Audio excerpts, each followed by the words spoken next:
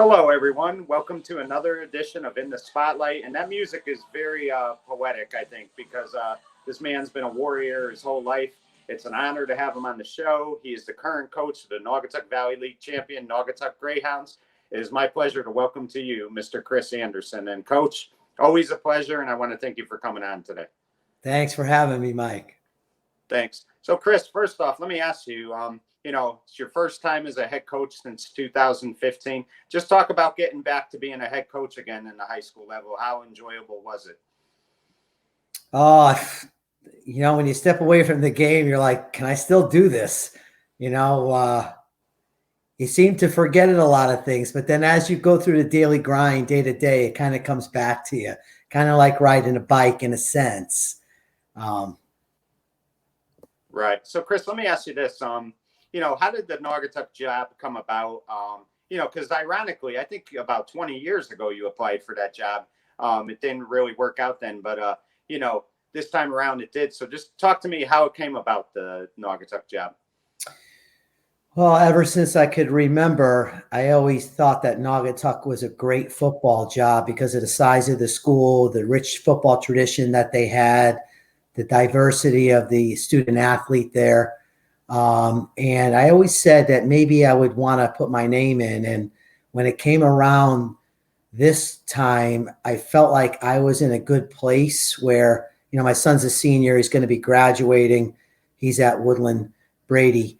And then I just thought maybe this is the right time to take a look at this. And I can remember I had my resume ready to go, but I didn't hit send until the 12th hour of the last possible day to submit. So I went for it. And, then the interview process started and everything went great from there. Right.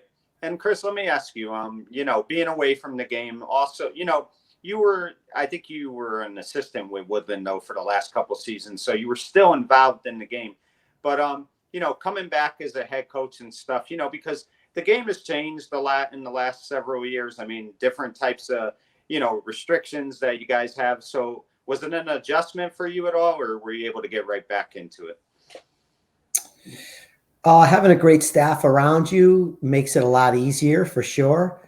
I was able to delegate a lot of big time responsibilities to guys that I trust and I was able to hire. Naugatuck is a place which attracted me is they want to win there, so there isn't a lot of, you can't do this, you can't do that. They just, you're the coach, you make the decisions, and that's what was attractive for me.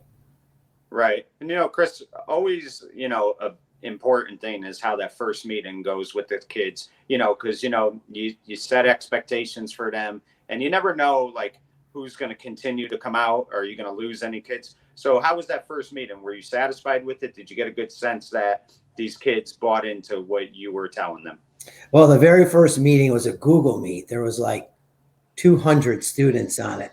A lot of times you get students that just want to get out of class, and get on a meeting.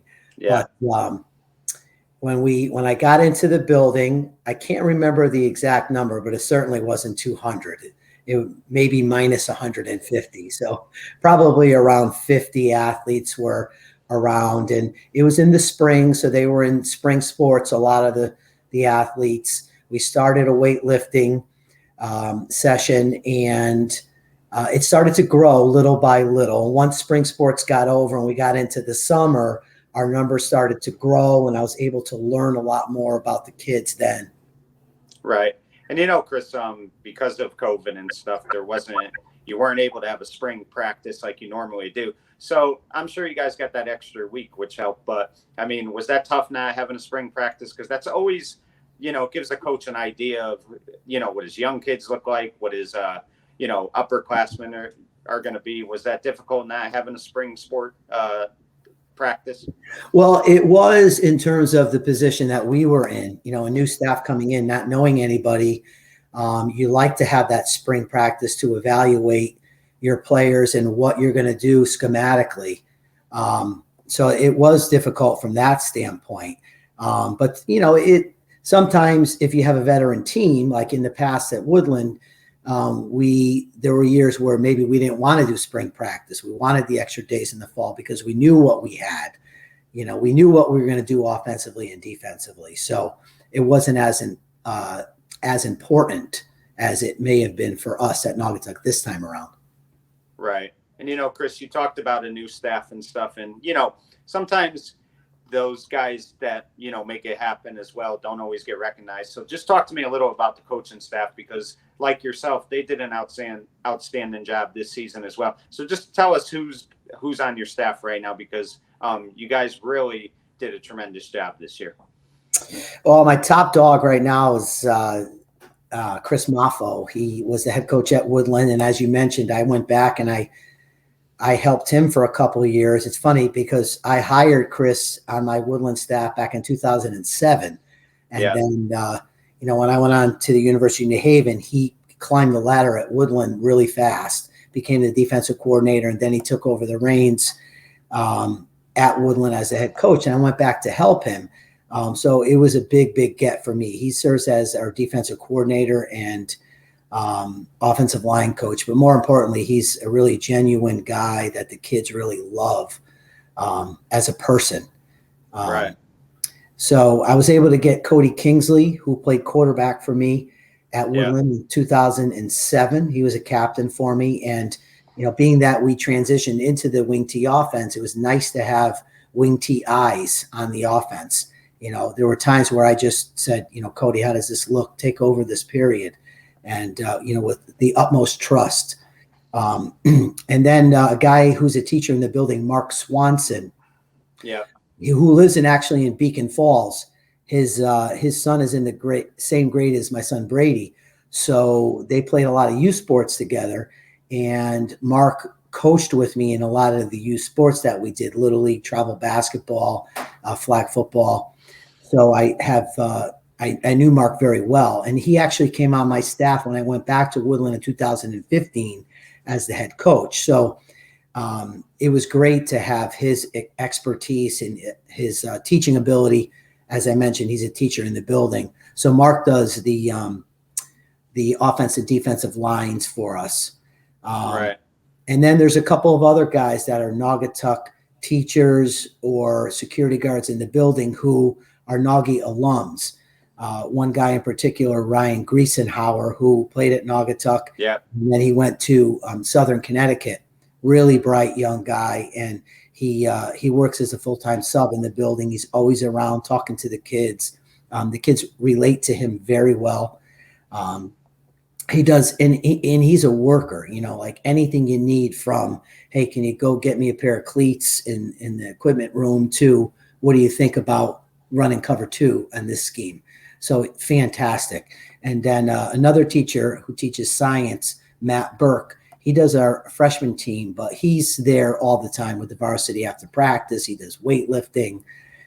Just a fantastic coach to have in the building. He's all in because he has that Naugatuck pride, Anthony Tata is another guy who has been in the system. He does offensive, defensive line for us as well. Scott Lynch, who was with us at Woodland, he does a terrific job. He does mostly defensive line. I want to make sure I covered everybody there. I hate to leave guys out because there's so many people that, you want to thank and recognize, because this certainly, we could have never have won this NBL title without these guys. They're just fantastic. Right. So Chris, let me ask you, what was your expectation going into the season? Because, it's your first year and, obviously I'm sure the goal is to win the league, but, when you have a young team, you really have to kind of see what you have and stuff. Was the expectation from you, the kids, the coaches, to win the NBL title, or what did you go in with? What was your mindset for the season?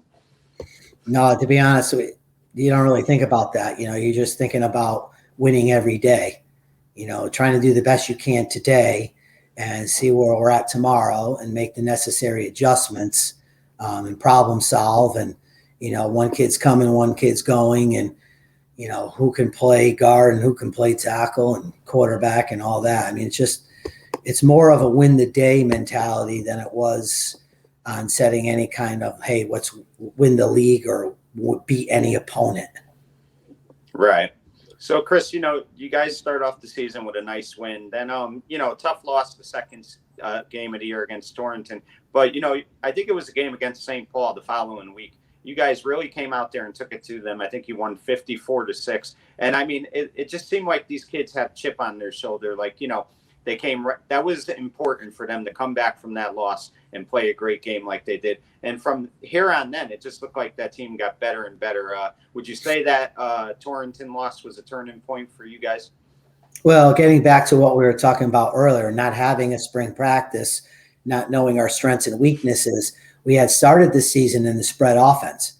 So we were 4 and 5 wide, throwing the ball, and then we realized that this is not going to be our identity. This doesn't fit us. So after 7 days of offensive installation, we met as a staff and we said that we need to make a change. And we went into a run-oriented offense. And it was late in the game. So by the time we got to a veteran team in Torrington in week 2, we just weren't ready yet. I didn't do a good job from a coaching standpoint. We didn't do a good job from a player standpoint. We just didn't execute well that night. Fortunately, we had the bye coming off of week 2, and we went back to the drawing board. We looked at some of the things that we were doing, some of the things we liked, some of the things we didn't like, and we had a great bye week, we thought. And we came in really guns blazing against St. Paul in that third game. I think the score was actually 41-0 at the end of the first period, which in my coaching tenure, I don't think we've ever scored that many points in a quarter. Right. And, Chris, we're going to get to the Ansonia game. But your quarterback, one thing I always saw when I watched him this year, he kind of reminded me of a kid you played with in high school, Tony Piccirillo. And the reason I say that is Tony didn't always get to throw the ball a lot. Derby was more of a running team. But, boy, when Tony did, he always came up with the big passes. And that's what I saw out of your quarterback. So talk about your young quarterback, because he had even though he didn't throw a lot, when he needed a big play, especially in that Ansonia game, he delivered. Talk about him a little bit. Well, the biggest credit I can give Jabri Bartel is that he stayed the course and he believed in us enough to say, hey, we're not going to be in the shotgun throwing the ball 25, 30, 40 times a game, which, as a kid, that's your dream, Yeah.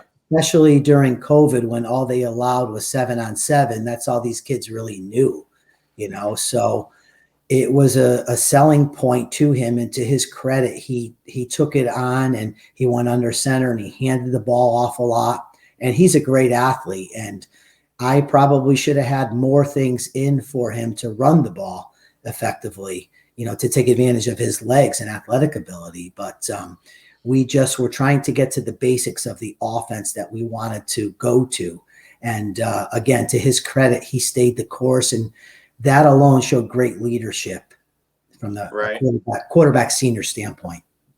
Right. And, Coach, for years, your nickname has been Chuck. And I thought that was kind of fitting because this year it was like watching Ground Chuck too a lot because, you really ran the ball a lot more so than I've ever seen you do in your coaching career. And, I know your former coach, Charlie DeCenzo, would be proud because he loved running the ball. But, I mean, that was really like that just shows like how, versatile you are as far as your coaching goes, because normally you've always been a big spread offense guy and you really, ran the ball a lot. Was that something you enjoyed a lot this year, or you just knew you had to do it with the team you had? Well, funny you mentioned, because Coach DeCenzo and we text every once in a while. And after the Ansonia game, he texted me and he said, you're the new Ground Chuck, because, he used to be called the Ground Chuck. So, yeah. From a coaching standpoint, I always believe in doing what fits your kids the best. We did have a strong offensive line. We just needed to teach them the schematics, the X's and the O's. And we had 3 really good running backs this year, which are all coming back. So we're really excited about that. But, having a background in the wing T from my Derby days and a little bit at Shelton as well, and running it at Woodland in 2007, as I mentioned, with Cody Kingsley at the helm at quarterback, We felt comfortable that we can make this transition. And, it's funny because I said to myself all along, are we throwing enough? Do we have enough balance? And, a lot of people I know said, stay the course, what you're doing, get 3, get 4 yards, you'll break them. And after watching the Patriots run the ball 46 times last night and only throw the ball 3 times, I felt a lot better about our philosophy of offense this year. Right. And Chris, you mentioned those 3 running backs. Talk about them a little bit because, boy, I'll tell you, I knew watching that Ansonia game that you were going to try to control that clock. That was going to be the key. And boy, you guys put maybe only 14 points up, but you kept that offense on the field a lot, which I thought was very important. So talk about those 3 running backs a little bit. Well, to me, in the wing tee, it always starts with your fullback, and that's Mike Diedelbaum for us, a junior. He is a throwback Valley football player. He's tough, but he has nimble feet at the same time. But I think one of his biggest strengths is that he's a great student of the game, and that he understands like where the bubbles are on offense. And we stand our fullback up in a 2-point stance so that he can see the bubbles, and he comes off the field. And I say to him, Mike, what do you like in the run game? And he can identify the plays. But he's like a Navy SEAL. He has all 90s in his grades, and he doesn't say too much. He's just like every practice. You don't have to worry about him not being on time, anything like that. And then you go to the 1-2 punch in Jet Hall, who's who carries the ball as our tailback, if you will, in the wing tee. And he runs the jet sweeps, the buck sweeps. He's a primary runner. I think he was our leading rusher this year. He has tremendous speed. He's a track runner, but he also has a great body. I mean, he's like 175 pounds for a sophomore. So we're going to have Jet back for 2 years, which again, we're thrilled about. And, our unsung hero is number 13, Caden Martin, who's a junior. He's our counter game back. He, defenses start overplaying Jet Hall on some of our pickup motions. He's fantastic at running the counter skins plays, and he can run the jet sweep plays. And he's a fantastic blocker too. He's a smaller guy, but he's a wrestler, and he has great body leverage, and he really knows how to get into the hips of a lot of guys that are 2 times the size of him. So he's been fantastic for us as well. Right. And Coach, let me ask you this. Midway through the season, when you were about 5 or 6-1, did you realistically say to yourself, we could win this MVL title? I mean, did you think at that point there was a chance, or were you still not sure? Did you still think the team was a little too young? Honestly, we took it one game at a time. And I know that's kind of, a traditional thing to say, but that's really how we approached it. And we had a motto during the middle of the season that was Kaizen. Kaizen, is a word for, it's a Japanese word for continuous improvement.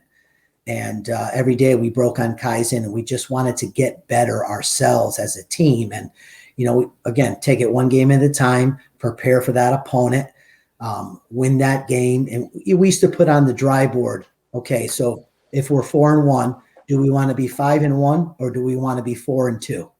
And that's, I think for the kids to see that, they're like, well, we want to be 5-1. Like, who wouldn't want to be? And we say, okay, well, you made that choice. Now, what are you going to do today to get better, to improve our football IQ? That was a really a motto of ours. A philosophy more so. We wanted to understand football and how to play the game of football. Right. And Coach, one thing I always think, is a must for any head coach is they really need to be in the school. That's very important. Correct me if I'm wrong. You are now teaching at Naugatuck High School, correct? I am. I was 20 years at Woodland, and in the beginning, they didn't have a teaching job for me, but I took the job anyways. And then one opened up maybe 2 weeks prior to the start of school, and had some quick decisions to make.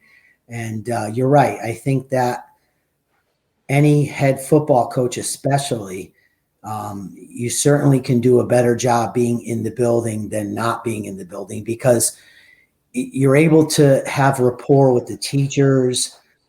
You're able to see the kids in school, so they know you as a human being, rather than just a crazy coach running around from 2:30 to 5:30. Right. They see that you care about their grades. I was able to get instant access to all of their grades on Schoology or Power School that I can check daily, and I do. And I'm able to say, hey, Carmine, you're missing assignments in algebra. What's going on? So I'm on it like that, and that makes a world of difference, because they understand, they get to know you and care. Right. Chris, I just want to switch gears for 1 second.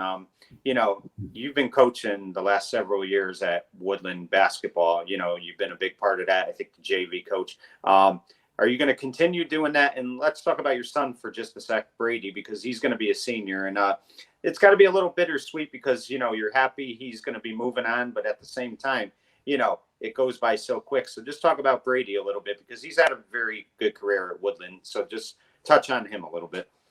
Yeah, it's his time now. He's a senior and he's been the starting point guard last year as a junior and now as a senior. Really excited to watch him play, and I am still involved this year. I've been coaching that group all the way up since fourth grade in travel basketball, and here we are as senior year. And I asked them because sometimes for a young person, maybe they don't want mom or dad being around at practice every day. But I asked him and he was fine with it. And I certainly love to watch him participate every day in practice. And I kind of stay away. I just let the other coaches, I let the head coach, John Mariano, deal with Brady. And John does a fantastic job. And it seems like Brady's having a lot of fun. I think the team is going to be a good team this year. I'm really excited. And I'm really, I'm tired, to be honest with you, but I'm really happy that I have the opportunity to watch Brady on a daily basis in his senior year. I think when I look back as I get older into retirement, that, that's one thing I'm really going to enjoy thinking about. Right. And, does he have a goal to continue playing basketball after high school? Has he been discussing that with you at all, or what is the plan for him after high school? I don't think he really knows right now. I think he's just excited about this season. I do know that he loves the game of basketball. He's been playing AAU since, maybe fifth grade or so. So he does love the sport. And, if he finds the right school and it's a good fit for him, then I'm sure he would love to play as well. Right. So, Chris, let's get right to it because, Thanksgiving Day. And, Chris, I was doing my math, and I think this was the first time as a head coach you ever coached a Thanksgiving game. I could be wrong, but you usually coached on Thanksgiving Eve, maybe a Saturday before. So this was like your first actual head coaching performance on Thanksgiving. But just talk about the game, Chris. And, early on, you could see that your kids were ready to play that game. They weren't going to be afraid. And I think that played a big factor because one thing I think when you play Ansonia is if you go into that game, thinking you can't win, then you won't win. And these kids from the start, you could see from the opening kickoff that they were ready to play. Well, yes, you are correct. It was my first game as a head coach on Thanksgiving. But as I've been a part of so many Thanksgiving Day games as a player at Derby, as an assistant coach at Shelton, as a head coach at Woodland, but it was the night before on the Wednesday Eve. So yes, it was my first experience.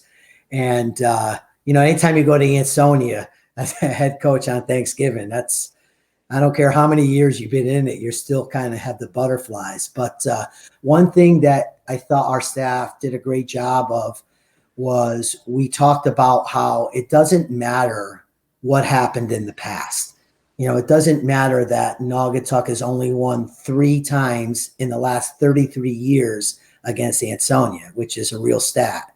Yeah. We told the kids that, the ghosts of Ansonia aren't going to come out to help them win. The game's going to be hard enough. It's a great team, but it's 0-0, and they're a great team, and we think we're a pretty good team. So let's go out there and give it our all. We have a good plan, and let's see where we are in the middle of the game. And, you're not really sure how a team like ours is going to, what their mindset is going to be, how they're going to perform right away.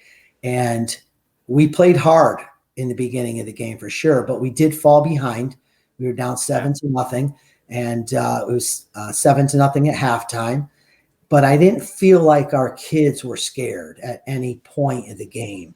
I felt like they might have been a little unsure because, hey, I mean, it's Ansonia, and we haven't beaten them. And what the heck? There wasn't even a season. So who knows what to think, Right. But we made a couple of adjustments at halftime, and the kids, I can see in their eyes that they just needed something to believe in. And once Jet Hall broke the touchdown run to tie the score at 7, I felt like our kids said, we could do this. And I felt like they weren't going to be denied. They just had that sense to them. Right. And then it worked out that way. Right. And, Coach, one thing I thought that, again, you talked about the 7-0 lead at the half. Ansonia had the ball to start that second half. And I think, talk about that defense, because, God, your defense, they at times bent, but they never broke throughout that game. And, I mean, they stopped them on that first series, which was very key in the second half. And then, you guys tied it right after that, at 7-7. But that defense the entire game, when it looked like Ansonia was going to punch something in or make a big run, they never did. And, I mean, that defense really contained them the entire game. Yeah, not only did they stop them once, but I think that when they punted, we fumbled the punt, and they had a second opportunity to score. And we knew that we needed to stop them. Like, if you fall behind 14-0 against Ansonia, that's a really tall order to come back from. But Chris Maffo and the defensive coaches did a fantastic job of game planning and putting our kids in the right position. So we were able to get that second adverse stop. And that's when we found some momentum on offense to get us back into the game. Right. And, Chris, that trick play, the, pass that you guys made and got it to the 15-yard line, I think, or maybe 12-yard line. I mean, to me, that was the game, because, I mean, you guys get that big pass, and then the next play, a 12-yard run for a touchdown. These kids just wanted this game. You could see it the entire game. And, you're up 14-7. I think there's about 7-something to go in the game. And you could really start to sense that something special was going to happen that day. Yeah, trick plays are great when they work. But when they don't work, you'd be the first one to get fired. But when we run so much jet sweep that Jet can throw the ball. So when we called it, we felt it was an opportunistic time for us. And Ansonia actually did a great job of covering it. But we have Aiden Robinson was his big wide receiver, 6'5", and we know he can go up and get it. And he did. He made a play for us.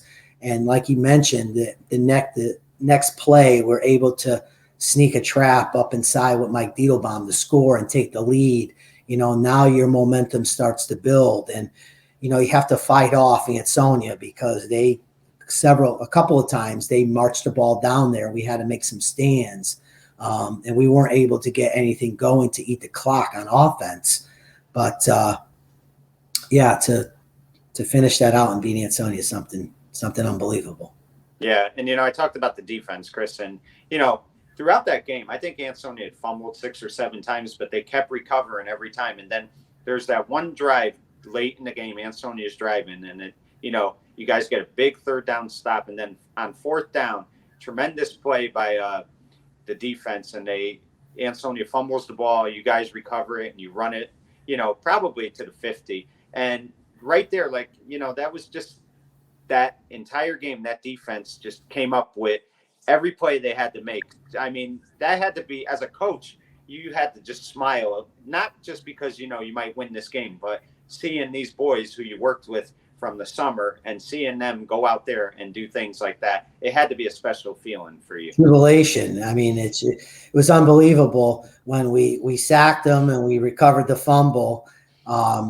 It was so inspiring. Everybody was so crazy. But then we couldn't get a first down, so we had to give the ball back to them again. And then we got the interception. So, yeah, the defense was incredible. It was Mike Bean who ran with a takeoff route and made an incredible pick. Once he made the pick and I knew we could take a knee, that's when I started feeling like, wow, this is really going to happen.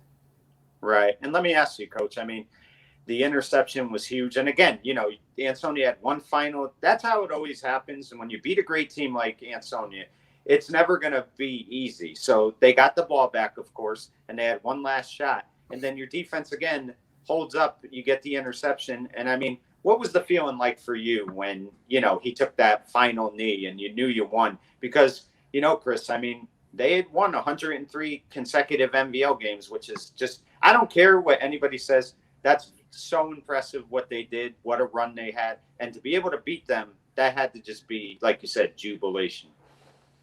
Yeah, I mean, I describe it really as a fairy tale. I was hoping that the clock wasn't going to strike 12 at some point. I wanted it to finish out with an unbelievable fairy tale story, and it did. And when the gun went off, I was kind of like, my body was like frozen for a moment, and it wasn't cold. It was a beautiful day.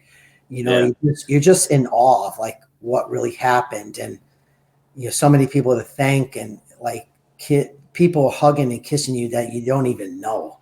It was pretty remarkable. And at the same time, you need to go shake Ansonia's hands because like you said, it is incredible what they did. 103, 104 wins in a row. Yes. I don't know if anybody's ever going to do that again. Very remarkable. And just to think about how far our boys came since we started this process back in May, going through summer workouts, then into the season, changing offenses, hiring a staff, getting kids to believe in what role they're going to play, getting to understand what a 3 technique is, understand what a double handoff is in the wing tee. And it was just, you have so many things racing through your head, and then it's Thanksgiving and you're like, hey, Mom, we're going to have dinner in a couple of hours. Yeah. And, turkey always tastes better when you win.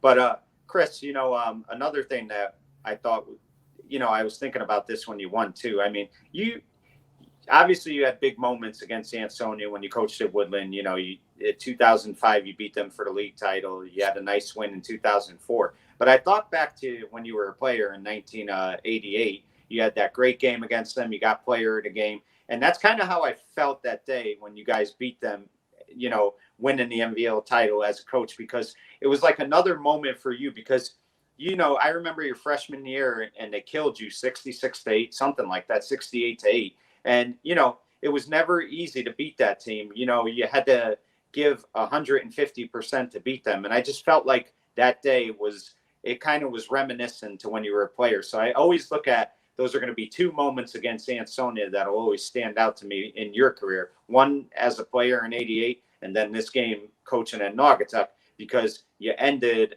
a streak that day. And I mean, did you kind of have like that, nostalgic when you guys won that game?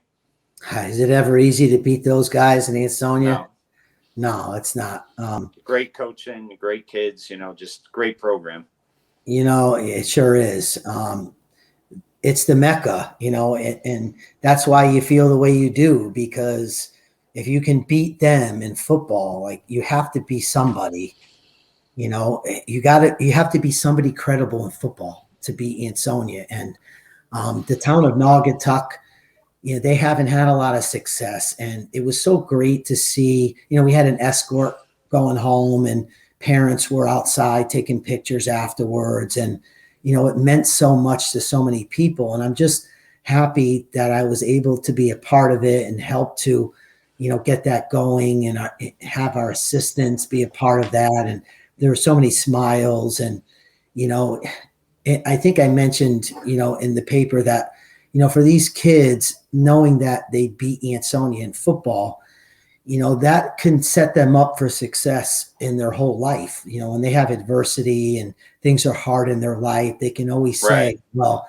we were able to defeat Ansonia on their field, and for an NVL title nonetheless. And, when you have that as within your character, I think those are the life lessons that we're trying to teach. It's a football game at the end of the day, but when you're able to come together and to have more points than a team of Ansonia's caliber is just surreal and something that you can really take with you for the rest of your life. Right. And Chris, one thing that was really, emotional too, is seeing a lot of, former teammates of yours congratulate you, friends of yours. I could think of Dave Van Roman, who was crying. He was like so happy for you. John Jakowski, I believe, Jason Palmieri. And, it's like, no matter where you go, even if you're not at Derby never leaves you. These guys always stick behind you, and they're always your friends. And that had to be a great moment to see them come on the field and embrace you, because I know just watching it from afar, it was a very special moment. Well, that's why you play the game. You develop these friendships, these brotherhoodships with guys that I play with at Derby. And, we always wanted to beat Ansonia at Derby, as you know, and it means a lot to those guys. And for them to come out and support myself and our team was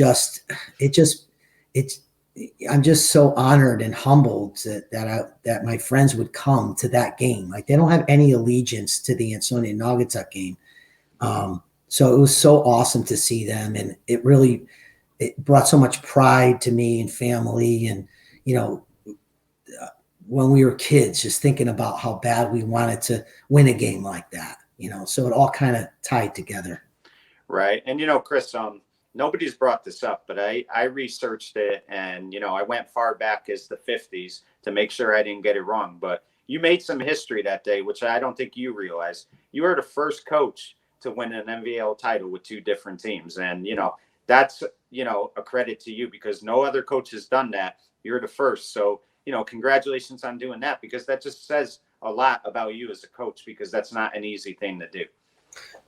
That's an amazing stat there, Mike. I did not realize that. And I'm very humbled by it. And please know that there are so many people that have put this all together. It certainly was not me alone. Just the support of the community at Naugatuck is one of the reasons why I wanted to be there. The quarterback club, the alumni club, the administration there, allowing us to coach, not telling us what we can do, what we can't do. Mayor Hess I had dinner with him twice, and, what do you need, coach? And, that kind of attitude within the community, and, the assistant coaches, how remarkable they were of adjusting throughout the season. And, I looked at them at times, and they were so tired during, practice, and we would come in for meetings at 7:00 on a Sunday morning and to game plan. Those aren't easy things to do. And there's not a lot of people that are out there doing that. So it certainly takes a village, and it took the entire community of Naugatuck to have a win against the Ansonia and to win the NVL title, to allow a stat like that you mentioned. Right. And, seeing those fans that they were very excited. It seems like, the magic is really back in Naugatuck, and, Naugatuck needed this. They really did. And, it just seems like, the program's going to be tremendous going forward. Chris, I text Pete Sackey a lot throughout the season. His sons had a tremendous high school career, great athletes. Playing them in the playoffs, you can't really think about it because you're coaching the game. But I know for Pete, it was a tough one because, his best friend is coaching and his sons are playing. Was it tough for you? Because I'm sure that you have a great relationship with those boys. He's your best friend. How hard was that for you, having to coach against them? Well, we have a job to do, certainly, and we wanted to win for us. But knowing the Sacky's athletic ability and the kind of character those boys have, now they're seniors, so they play travel basketball, and I coached against them. I was the Beacon Falls coach with Brady, and all his friends, and we coached against Syracuse boys, those kids that played in the game. They played for one of the Monroe teams, so we knew how athletic and how great they were. But yeah, I mean, you want to win the game, but walking through the line at the end when we didn't win, both of those boys grabbed me and they said, "Hey, Coach Chris, how you doing?" Like it was special. Like if we were going to lose to a team, then to have lost to one of my good friends and his boys so that he has success, I can live with that. Right. So Chris, let me ask you, going forward now, I mean, you've always been a guy for years, because I've always asked you this, and your famous line is always never say, never's a long time or something like that. But are you here to stay in Naugatuck going forward for a lot of years? Because I really feel like, this may be the final stop for you, because I think you're having a lot of fun, and the program could only go up with you and the coaching staff sticking around.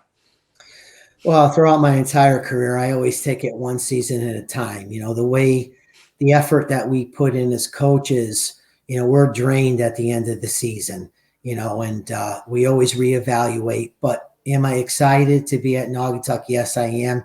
I'm really excited about this coming year. I think that our boys, hopefully understand now our philosophies, our practice rituals, and the thing, what we want to get accomplished, our work ethic. So a lot of those bugs hopefully will be gone now, and we'll be able to do it the way we want to. You never know what the future is going to hold. You don't want to take every day, for granted. You want to just do the best that you can and put a great team together. And really looking forward to this coming year at Naugatuck. Right. Chris, on a side note, good friend of both of ours, Ronnie Leno, he knew you were coming on, and he wanted to, he congratulated you already, but he wanted to make sure he congratulated you on the air as well. And he also said this to me. He said, tell him again, congratulations, but tell him that, to me, he's wasting his time in high school, because he is a great college coach as well. So he wanted to make sure you heard that, but he wanted to make sure that you knew how, happy he was for you and how much he appreciated coaching with you when he did at Woodland. Certainly love Ronnie. He's one of the old boys from Derby, great coach, great guy. He was on our staff at Woodland one year. And hey, Ron, if you're listening, we got a home for you over at Naugy. Come on down, big guy. That'd be great. Well, Coach, first off, I really do congratulate you. I mean, I've always said this many times, that like when you're in the game of high school football is always going to benefit from it, because not only what you do for the programs you coach, but I mean, the clinics you do for these coaches, for kids, you really are great for high school football. And I'm glad you're back in high school football, and congratulations on this championship, because to me, Chris, I saw you guys at Woodland win 2 state titles, but to me, this was the happiest victory I ever saw for you, because I think this was easily the toughest one you had to get.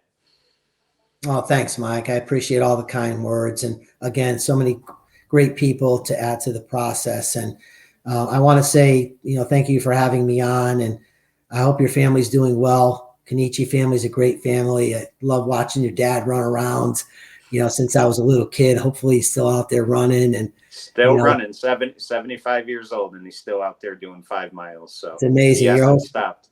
Yeah. It's awesome. Your whole family has always been so gracious to me, and I appreciate all of you, and, keep doing what you're doing. You're great for high school football as well, to have coaches on and players on, we love these opportunities, and keep doing what you're doing, babe. We love you. Well, thank you, Coach. I really appreciate it. And, I'm sure we'll talk before the season and during, but best of luck next season, because I really look forward to watching you. Thanks, Mike. Thank Happy you. holidays. You as well, my friend. Folks, I said it many times, I've had Chris on my show a couple of times, always very gracious, but watching him throughout his career, I mean, I started following him in 1987. 1988, I fell in love with Derby football, and I really fell in love with Derby football because of him. That game he had against Ansonia, the underdog role he played, It made me love Derby football from here on then. He was my favorite Red Raider. And seeing him and all the success he's done over the years, it makes me proud. But, folks, he is the type of guy who will never give himself credit. You never see him do that. He is always going to give credit to everybody else except himself, because he realizes that it's a team game and you don't win without a team. And nobody understands that better than Chris. And having him return to high school football this year as a head coach, coming to Naugatuck, high school football is very lucky to have Chris Anderson. The kids are very lucky to have him, and Naugatuck is very lucky to have him, because he will give you 1,000% in everything he does. When you talk about the great coaches in the game of football, Chris Anderson has to be right at the top. For In the Spotlight, I'm Mike Kenichi saying good night, everyone.